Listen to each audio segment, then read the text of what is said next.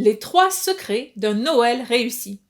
Bonjour, je suis Anne Nagas, la fondatrice d'Apprendre les bonnes manières. Aujourd'hui, vidéo récapitulative. Quels sont les 3 secrets pour passer de belles fêtes de Noël? 1.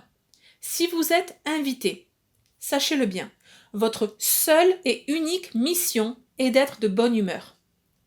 C'est tout. C'est la raison principale pour laquelle on vous a invité. Un invité doit venir et mettre de la bonne humeur dans une maison où il y en a déjà. C'est tout ce qu'on demande de vous. Et c'est un impératif, c'est l'impératif numéro 1. Ensuite, que vous soyez serviable en cuisine ou pas, que vous sachiez vous tenir à table ou pas, c'est secondaire. La chose principale, c'est d'être de bonne humeur. Donc vous venez avec votre bonne humeur, les soucis, vous les mettez de côté. Que vous en parliez durant votre séjour, pourquoi pas, dans des moments intimes, mais venez pas avec vos casseroles, comme on dit. Vous êtes de bonne humeur. 2. Le respect des traditions. Les traditions sont essentielles pour le bon déroulement des fêtes. Que ce soit les traditions de votre famille, de votre belle famille, de votre région, de votre religion, de votre lieu de vie, des traditions que vous avez inventées, j'ai envie de dire, mais enfin bon.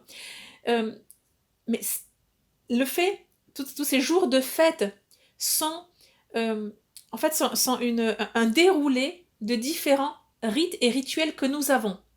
Bon. C'est important de faire cela. Vous n'êtes pas obligé d'avoir les mêmes traditions que les autres, mais en tout cas de ne pas passer à côté, parce que les traditions nous lient à notre passé, nous inscrivent héritiers d'une certaine culture, héritiers d'une famille, nous inscrivent dans le temps, nous apportent énormément sur le plan humain. C'est très profond. La valeur des traditions est extrêmement profonde. Les sociologues vous en parleront bien mieux que moi, de toutes les personnes qui sont cette révolutionnaires, qui font tabula rasa, table rase de tout, et qui veulent construire un monde nouveau.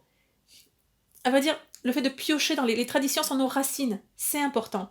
Ça peut être faire le sapin de Noël, cuisiner des cookies de Noël, chanter des cantiques de Noël, enfin au moins avoir une bande musicale, une playlist de Noël, ça peut être un menu particulier, ça peut être la messe de Noël, ça peut être participer à la chorale, ça peut être la balade, une balade à un moment donné, soit le 24, soit le 25, voilà, ça peut être en Pologne, à minuit, le soir du 24 décembre, on écoute les animaux parce qu'à ce moment-là, il est dit que pendant 1 minute, les animaux vont parler. Voilà, c'est les animaux de la crèche. C'est des petites histoires folkloriques parfois, mais qui ont toute leur valeur.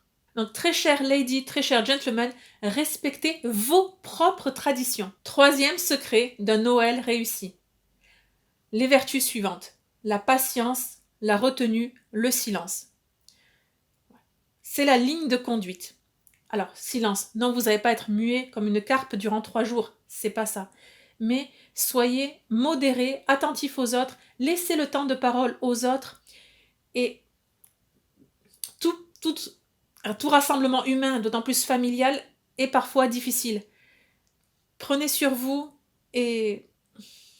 Bon voilà, une des façons de prendre sur soi, c'est de cultiver sa patience, sa retenue, son silence.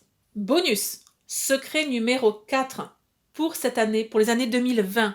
Comment passer un Noël réussi? Coupez le portable. Vous le mettez en mode avion, vous le mettez en silencieux, vous l'éloignez de vous. Vivez votre vraie vie, ne pas une vie virtuelle. Vous vous concentrez, allez, pourquoi pas 15 minutes de portable par jour, 15 minutes le matin, 15 minutes l'après-midi, à vous de voir quels sont vos quotas. Et je comprends, il peut y avoir des urgences, mais très chère lady, très cher gentleman, très cher apprenti lady, apprenti gentleman qui regardez cette vidéo, coupez votre portable pour les fêtes de fin d'année. J'espère que cette vidéo vous a plu, abonnez-vous à la chaîne YouTube pour ne rien manquer, et surtout, n'oubliez pas, la bienséance fait la différence.